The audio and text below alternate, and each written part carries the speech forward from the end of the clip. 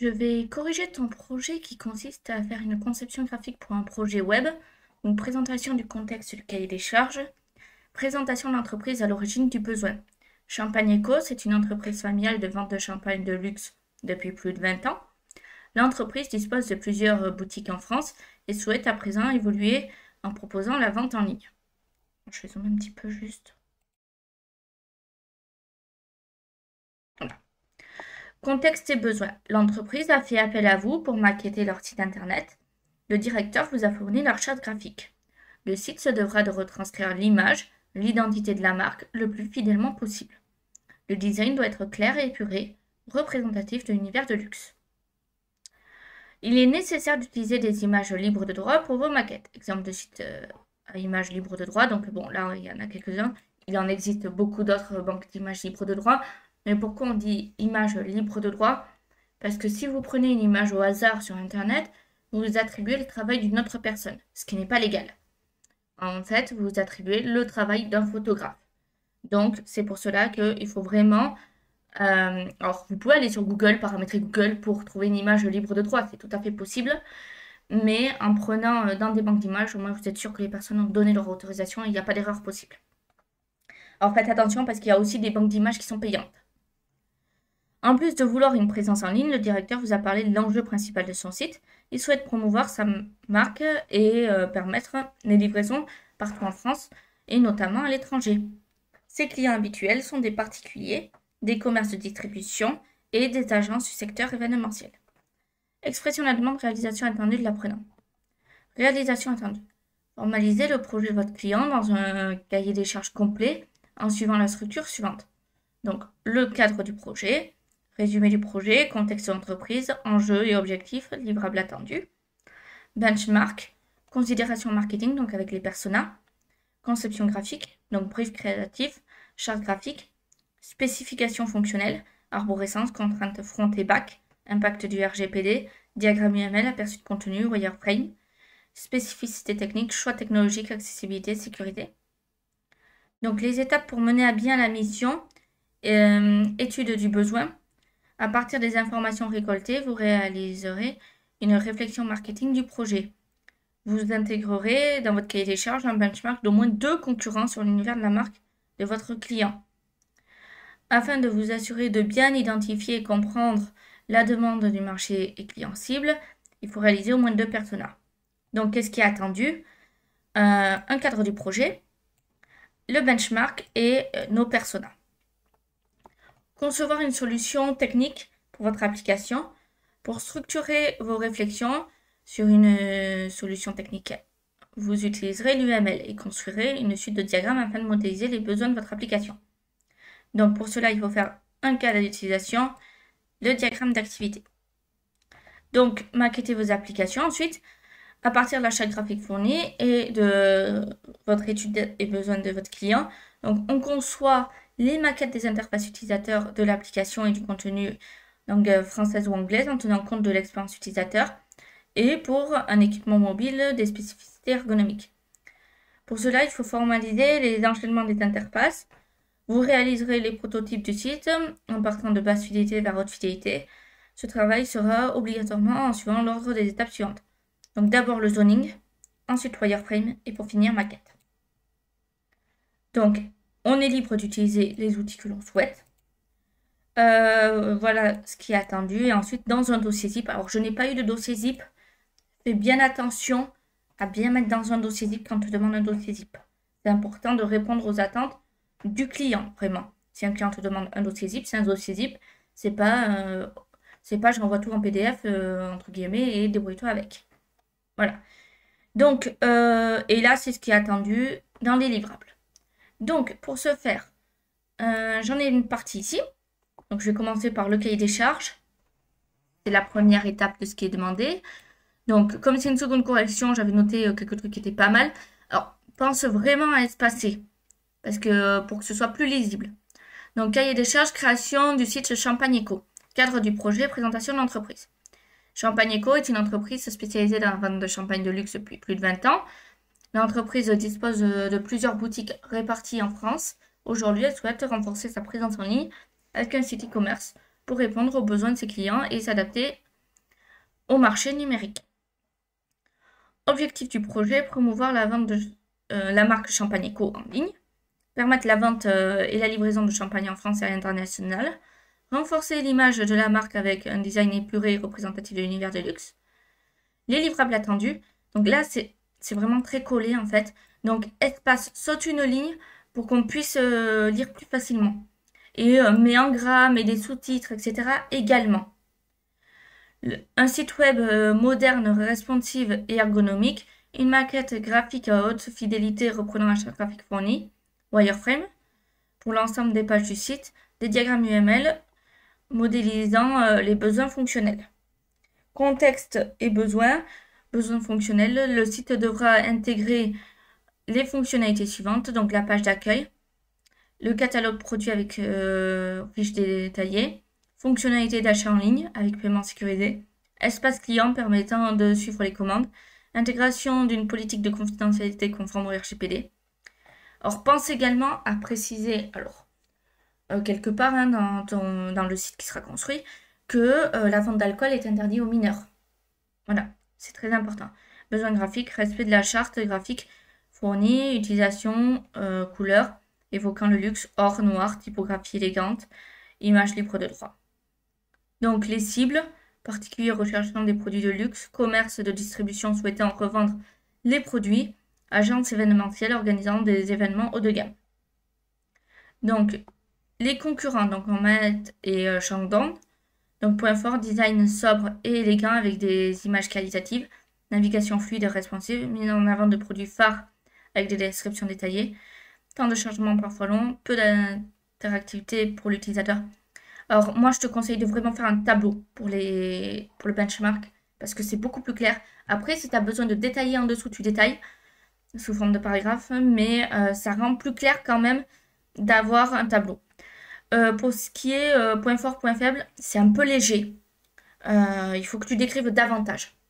Va vraiment plus, parce qu'en fait, il faut que tu te dises, le cahier des charges, c'est ce que le client potentiel va lire et va signer derrière. Donc en soi, s'il voit que tu as juste fait une petite recherche qui fait 4 lignes, il va se dire, c'est peut-être pas la personne qu'il me faut. Moi, j'ai besoin de quelqu'un qui connaisse, qui a fait des recherches sur ce que c'est le champagne, mes concurrents, etc. Donc, va plus loin. Donc ensuite, concurrent numéro 2, Veuve Clicotte, point fort identité visuelle forte avec des couleurs emblématiques, fonctionnalité interactive, information claire sur la livraison et les options d'achat. Point faible, le design un peu surchargé par moment, difficulté de navigation sur mobile. Donc c'est bien, mais toujours trop court en fait. Dis-toi, je suis face à un client, je dois le convaincre de me choisir moi, pas le concurrent. Bah, c'est en concurrence forcément. Pour ce qui est maintenant des personas. Persona 1 particulier, donc Premium. Dup Woy. Alors je ne sais pas si je prononce bien. 30 ans, c'est un artiste, entrepreneur, producteur. Besoin donc champagne pour des occasions spéciales, clip événements privés. Luxe, expérience unique, raffinement, frustration, rupture de stock, délai de livraison, option de paiement non adaptée. Alors là, c'est beaucoup trop court. Alors, on sait que il s'appelle Dupewoy. Donc, on sait son âge, que c'est un artiste. Alors, je sais que tu l'as fait en design aussi, hein, mais je le montre après. Donc voilà. On ne sait pas son appétence technologique, on ne sait pas les applications qu'il utilise. En fait, on ne sait pas grand-chose sur lui au final. Voilà. On ne sait pas ce qu'il aime, ce qu'il n'aime pas. Enfin, si on sait ce qu'il n'aime pas là, ici. Mais de manière globale, c'est trop court. Et le Persona 2, c'est intéressant de faire sur une agence événementielle. Donc GBL événements. Organisateur d'événements de luxe depuis 2015. Besoin, fiabilité du fournisseur, produit de qualité, prix adapté en gros, fidélisation de clients, éco-responsabilité, innovation, frustration, manque de transparence sur les stocks, livraison non ponctuelle. Et là, c'est exactement pareil que pour le premier. On ne sait pas l'appétence technologique de manière globale de l'entreprise. Est-ce qu'il préfère recevoir un catalogue et commander par catalogue ou est-ce qu'il préfère aller sur Internet? Voilà. En soi, tu peux tomber en fait sur plein de personnes très différentes les unes des autres. Là, même si c'est une agence, c'est important de le noter. Donc, je vais réouvrir ceci. Alors, non, là, je n'ai... Si, là, j'en ai un, ici. Et je vais ouvrir celui en premier. Donc, je vais dézoomer d'abord.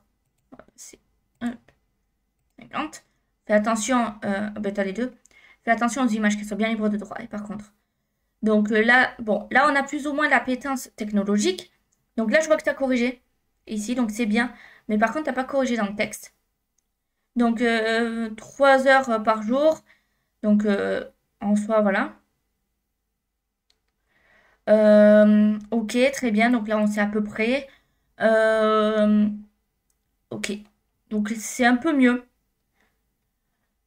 Essaie de développer un peu plus, mais c'est bien. Là, ok. Donc, ils vont que 2h25 sur les mails, d'accord. Pourquoi pas après tout. Même si c'est pour moi une agence d'événements, ça va beaucoup plus souvent sur les mails, hein. Donc, très bien. Hop, je retourne ici. Ensuite, on a donc ici les livrables attendus, donc le wireframe maquette, donc brouillon papier, donc ça c'est des zonings, des wireframes, et ensuite on a l'accueil. On a l'UML également et cahier des charges complet. Très bien. Donc, on va commencer par les zonings. Voilà. Donc, header, logo, panier. Alors, là, c'est compte, d'accord. Visuel principal. Présentation, contenu principal, savoir-faire. Footer, logo, contact, très bien. Donc là, il y a un truc, ça n'a pas été pris, j'ai l'impression en haut. Mais bon, header, logo, panier, visuel principal. Donc là, mise en lumière prix. Ok, donc là c'est bon, c'est pas mal. Et là,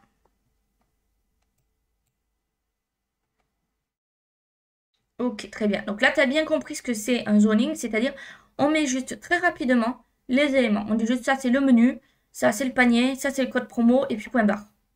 Voilà. On ne va pas plus loin. Donc maintenant, pour ce qui est wireframe, alors je sais que tu me l'as envoyé également sur... hop, je fais déconstruire. Sur Figma, le lien, je vous regarderai après, le lien Figma. Hop, voilà. Donc logo, très bien. Bouton recherche, bouton profil et bouton panier. Donc ça c'est bon, tu as bien compris. C'est-à-dire on ne met pas vraiment un joli bouton, mais juste là, accueil, maison Champagne Éco.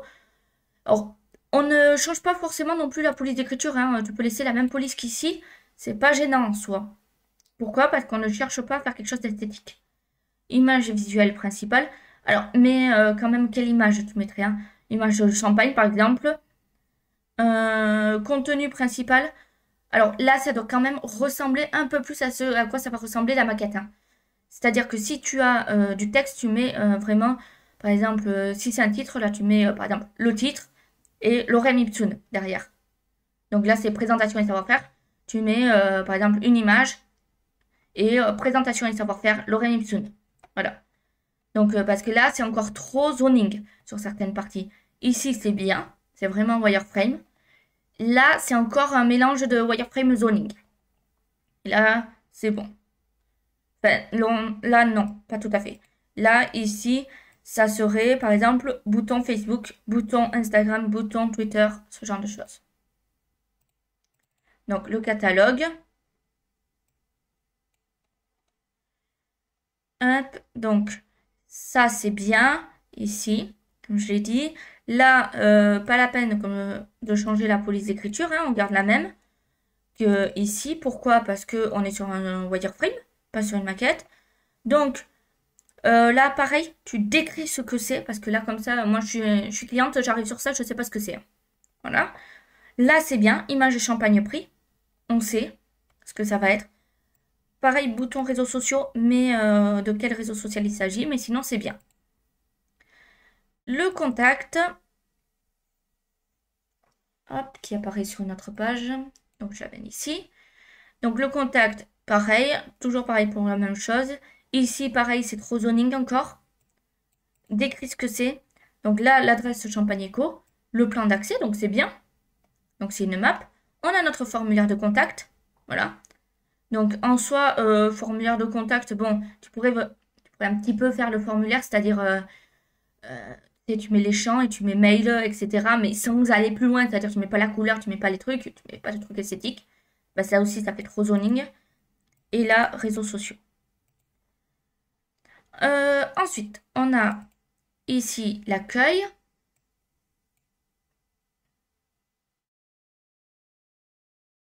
Alors, qui est en train de charger. Donc, ah, ok, alors je vais réduire encore. Voilà. Donc là, Champagne Éco, très bien. On a recherche, compte, panier, accueil, etc. Tout le menu. On a une jolie image, c'est très bien. Un cadre d'exception, la splendeur, etc. On a nos images d'accueil. Donc là, on a le texte avec des images. Donc là, c'est très bien en soi. Il n'y a pas de souci. C'est parfait. Donc là, normalement, je pense avoir tout regardé ici.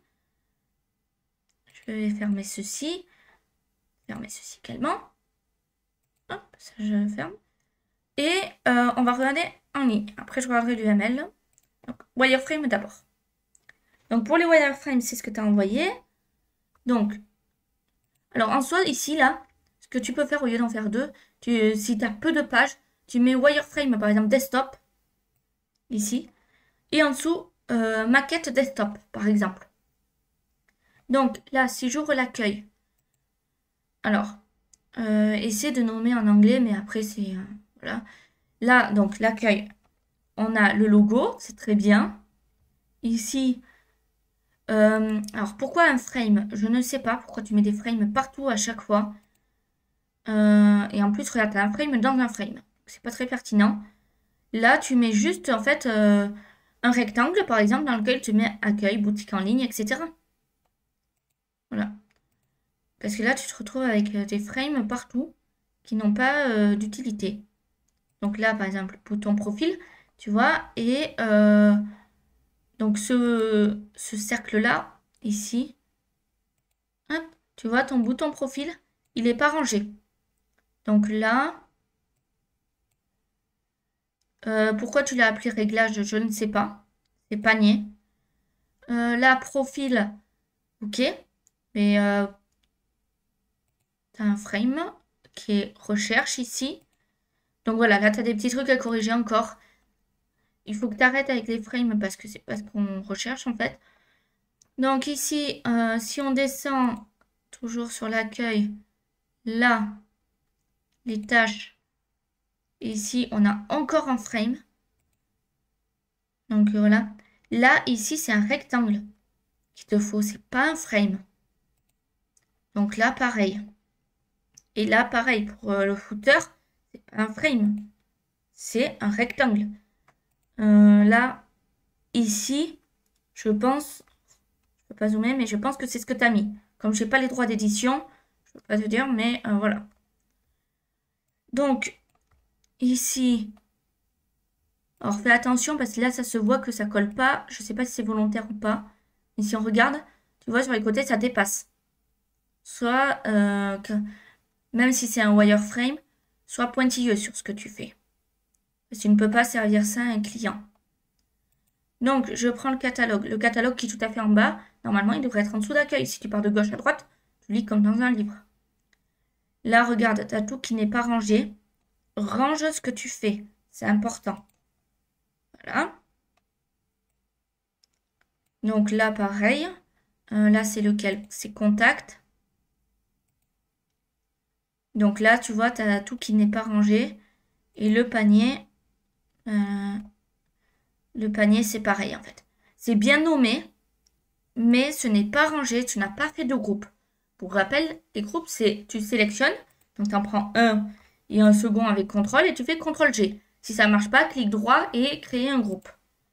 Maintenant, pour ce qui est de ceci, donc Champagne Éco, là, tu as un frame. Très bien. Dedans, tu as encore des frames. Pourquoi? Je ne sais pas. Voilà. Hop. Donc là, c'est bien. Mais comme je l'ai dit, faut pas faire en fait des frames partout. Donc là. Ok, bon. En soi, c'est esthétique. Mais voilà. Maintenant, pour ce qui est de l'UML. Donc, ce que je t'ai dit la dernière fois, que tu n'as pas fait. C'est-à-dire, là, tu as un user. Alors déjà, évite de faire sur Figma. Là, tu as un user. Fais-le sur le site chart. Et là, tu as un admin. Si tu veux que l'admin ait accès aux mêmes choses que le user, alors je te le fais sur Canva parce que j'ai pas envie de me lancer dans le site chart, hein, mais là, hop, ça, tac, tac, c'est ton user. Je t'écris U, voilà. Hop, et ça, c'est ton admin en dessous. D'accord? Je le mets ici. Attends, je vais le faire d'une autre couleur. Ça, hop. Voilà. Et ça, c'est ton admin. OK? Donc, ce que tu fais quelque chose comme ça, là. Tu fais une flèche de admin vers user. Pourquoi? Parce que je prends une autre couleur encore. Hop. On va prendre du vert. Là. Data case comme ça. Hop. Hein? Avec dedans une multitude de cases. Donc, ici. Là, je commence comme ceci.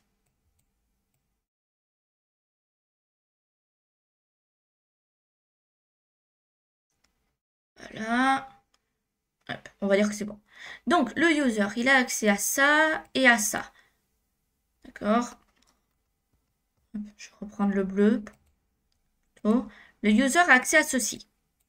Et ça, hop, je reprends le violet, ça dépend de ça, et ça de ça. Voilà. Donc, le user a accès à ça. L'admin, lui, il a accès à ça. Qu'est-ce que ça veut dire? Dans le cas présent, ça veut dire que l'admin a accès à ça et a accès à ça également. Pourquoi? Parce qu'il y a cette flèche ici, là. Donc, hop, pardon, c'est pas le bon. Là, toi, ce que tu as fait, tu as dupliqué en fait des trucs qui ne servent pas. Voilà. En plus, ton dessin avec tes pieds là, ça rend le truc pas très clair. Donc vraiment, fais le diagramme correctement. Ensuite, donc là, maintenant, le user, à quoi il a accès? Donc, consultation du site, choix du produit, ajouter au panier, passer commande, se connecter, paiement, mail de confirmation, suivi, livraison. OK. Et lui, donc il a accès à tout ça, si je comprends bien ta logique, ainsi que tout ça. Bon, si tu veux, mais c'est pas comme cela qu'on fait. Comme je te l'ai dit, et je le répète, on les met l'un en dessous de l'autre. Le seul moment où on met quelque chose sur le côté, c'est quand c'est un extérieur au site. C'est-à-dire que par exemple, là tu as un agriculteur, là tu as ton admin, et là tu as le vétérinaire, par exemple. Le vétérinaire, il n'est pas forcément agriculteur. Donc, tu le mets de l'autre côté, ici. Là, ton admin doit aller en dessous du user. Tu fais une flèche vers le user et tu m'enlèves ces flèches ici. Voilà. Parce que ton admin sera là et de ce fait, il ira se relier là. Ensuite, bon ben ça, de toute façon, tac, tout ça, tu pourras le remonter un petit peu, voilà. Pour ce qui est de fait sur le site chart, donc là c'est bon pour le logiciel.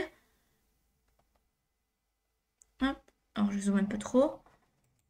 Donc, le user, il arrive, il se connecte, il consulte les produits, il parcourt l'article.